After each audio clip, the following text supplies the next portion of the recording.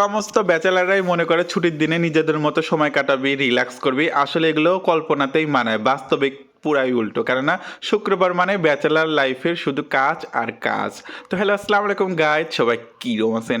এই যে আজকে শুক্রবার দিন জামা কাপড় একদম কাচাকাচি করে ধুয়ে দিয়েছিলাম, সেগুলো শুকিয়ে গেছে। এখন তাড়াহুড়া করে সুন্দর মতো ভাঁজ করে লিচ্ছি, মানে লিসি অলরেডি। এর মধ্যে আজকে দেখেছি সকাল থেকে খালি গলা শুকায় যাচ্ছে, পানির পিপাসা লাগিচ্ছে, বুঝলো না কে।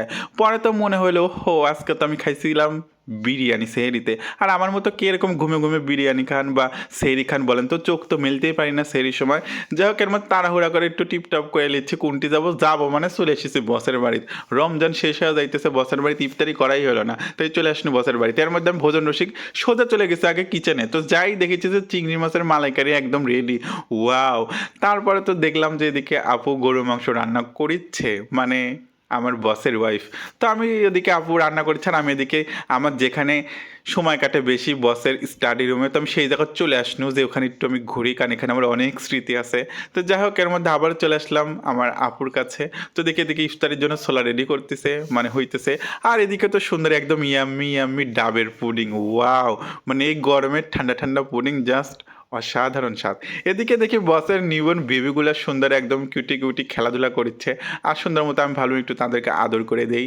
তো এর মধ্যে তো গরুর মাংস একদম রেডি। আপু জাস্ট কালারটা দেখেন, আর মানে কি বলবো আমি। যাই হোক, এর মধ্যে রান্না করতে করতে ইফতারের সময় একদম রেডি হয়ে গেছে। তো এদিকে রিদিকে যাচ্ছে, তাই আলহামদুলিল্লাহ সুন্দর মতো ইফতারি তো আগেই করে নিচ্ছে। আর এদিকে মিষ্টি তো আমার না হলে চলবি না, জানেনি। তাই বসের ওয়াইফ মানে আমার আপু মিষ্টি দিছে। তো ইফতারি খাইতে খাইতে শেষ করতে এদিকে আমার আপু তো রান্না করতে করতে টায়ার্ড। আর যেহেতু আমি ভাই আর আমি আপু বলেই ডাকি বসের ওয়াইফকে, নিজের বোনের মতোই দেখি, তো বোনকে আমি একটু হেল্প করার জন্য চলে আসলাম।